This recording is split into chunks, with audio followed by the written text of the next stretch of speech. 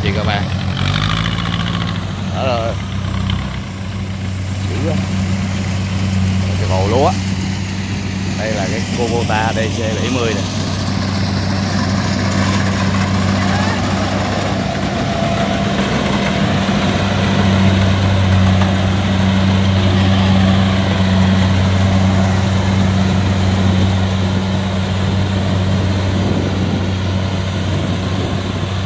Cái đá này có chuột không anh?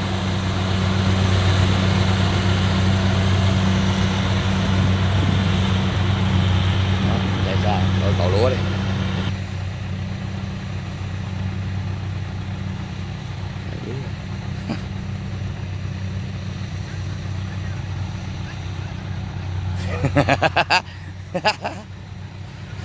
Ai chưa có dạ ông gã con gái cho kìa.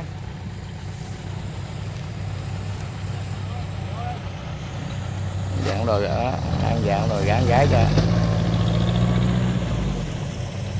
Nó cứ luôn xuống. Yeah.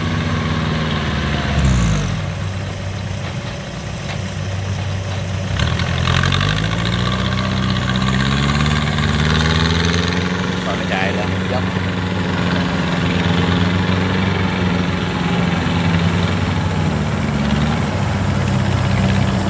Nhóng dữ.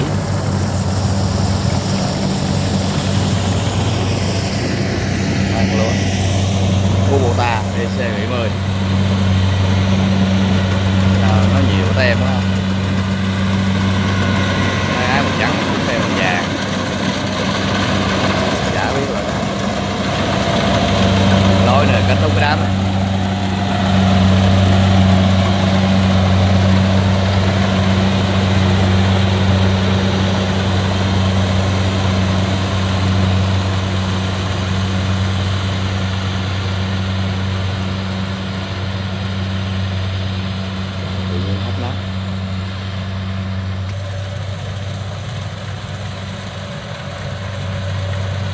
Quá trời.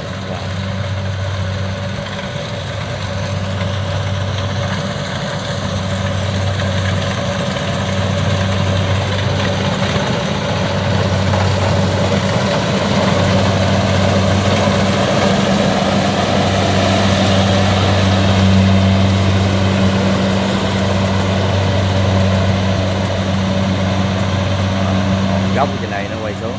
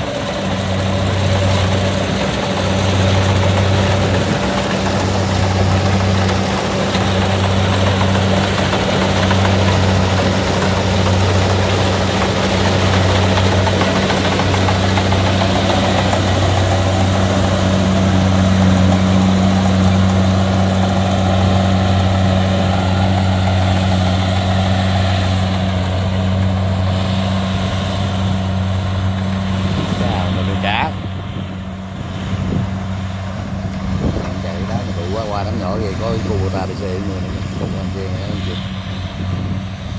Đây cái Kubota DC người này hết bao dừng lại. Lúa đứng rồi chạy ào ào luôn.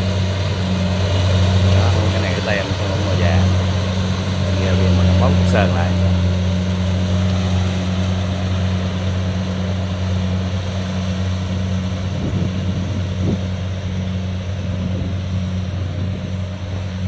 Cho nó quay lên nha.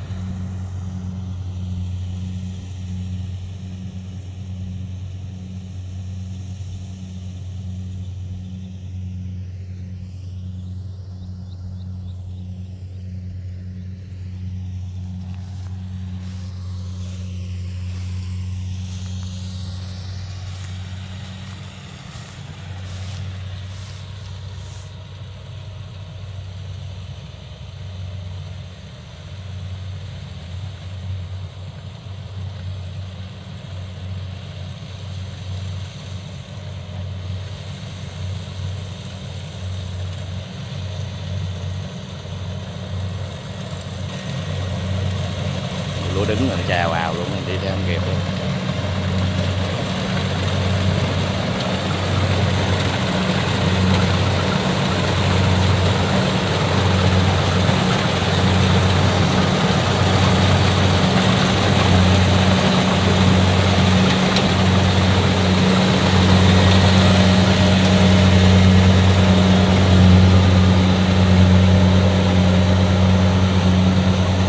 Trắng nó chạy thuốc ở xa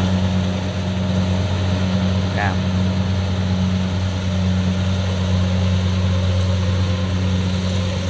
ở chơi luôn, nó có đứng cào ào.